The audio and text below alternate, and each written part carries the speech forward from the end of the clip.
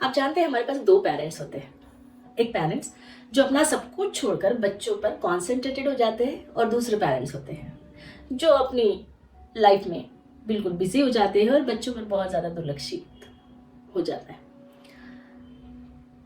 बीच में जो पेरेंट्स होता है, जो बैलेंस पेरेंट्स होता है, वो बहुत कम देखने को मिलता है ना।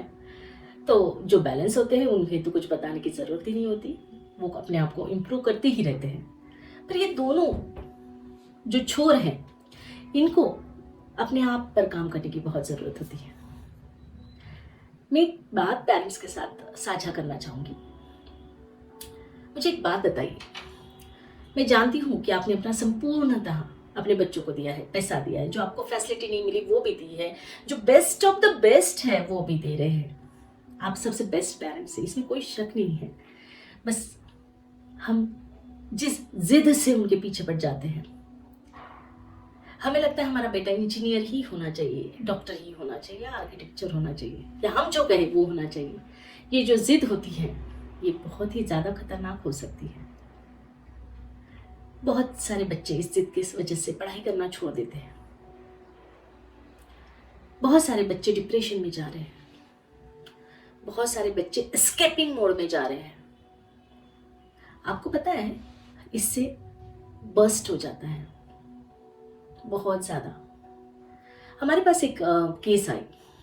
उस केस में माँ ने अपनी जॉब छोड़ दी जो गवर्नमेंट थी, और वो अपना पूरा वक्त अपने दोनों बेटों के ऊपर देने लगी। बच्चों के लिए उन्होंने अपना पूरा करियर छोड़कर कॉन्सेंट्रेटेड हो गई उनके खाने के लिए, उनकी पढ़ाई के लिए। बच्चे जब पढ़ाई नहीं करते थे तो वो उनके ऊपर ज़बरदस्ती करती थी, चिढ़ जाती थी कि मैंने करियर छोड़ दिया तुम्हारे लिए, तुम लोग पढ़ाई नहीं कर रहे हो। इन सारे चक्कर में वो बच्चे पढ़ने लगे। वो उन्हें डराती थी, मारती थी, जो एक माँ करती है, ऐसा हमें लगता है। वो सारे पैतरे वो आजमा रही थी। एक दिन जब बच्चे बहुत अच्छे रिजल्ट से पास हो गए तो उसे बड़ा अच्छा लगने लगा। बच्चों ने 10वीं पास कर ली, बहुत सुंदर रिजल्ट आए। 12th पास कर लिया।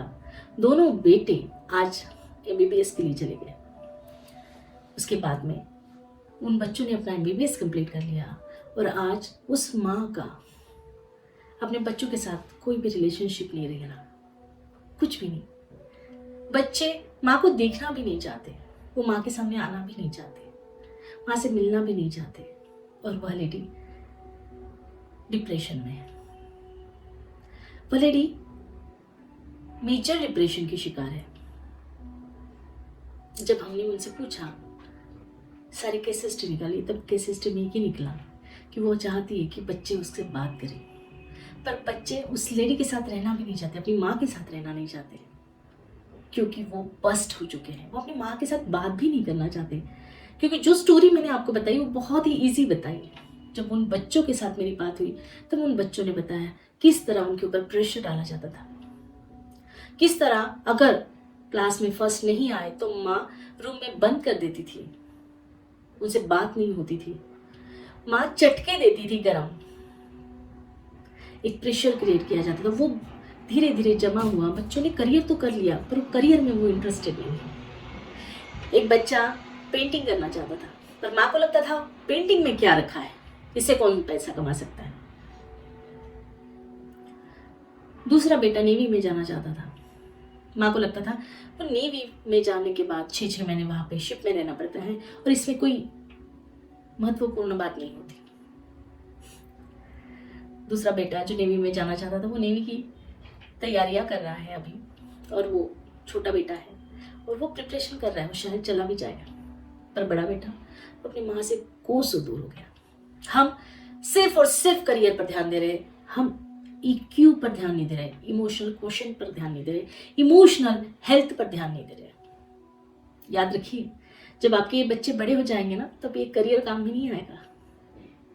काम में आते हैं इमोशंस, काम में आता है एक दूसरे के प्रति वह भाव, वह प्रेम, वह सारी यादें जो बचपन में हमने माँ की गोदी में बिताई थी, उनके पल्लू के साथ खेली थी। वो सभी सुंदर क्षण याद आते हैं। उन बच्चों के पास ये क्षण थे ही नहीं। क्या आपके घर में ऐसी कोई स्टोरी है? सोचने वाली बात है।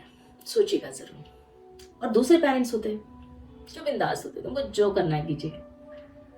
जी बिल्कुल, अपने बच्चों पर कोई भी कंट्रोल मत रखिए, पर हाँ उनके साथ रहिए। उन्हें ये एहसास दिलाइए हम आपके साथ हैं, हम आपसे प्रेम करते हैं, और आपको जब भी जरूरत पड़ती है हम हमेशा वही रहेंगे, आपके साथ, आपके पास। अनअवेलेबल मत रहिए अपने बच्चों के लिए, हमेशा अवेलेबल रहिए। इससे आपके बच्चे बहुत ज़्यादा चढ़ नहीं जाने वाले हैं। बहुत पेरेंट्स को लगता है कि बच्चा चढ़ जाएगा अगर मैंने उसको बहुत ज़्यादा अवेलेबिलिटी दी। जी नहीं, वह बच्चा परिपूर्ण हो जाएगा, मानसिक रूप से, भावनिक रूप से सिक्योर्ड फील करेगा। उसके भीतर भी वह प्रेम का भाव जागृत होगा, और ये बच्चे अपने माता पिता को उतना ही प्रेम देंगे। वरना एनिमल मूवी तो आपने देखी होगी। Thank you so much.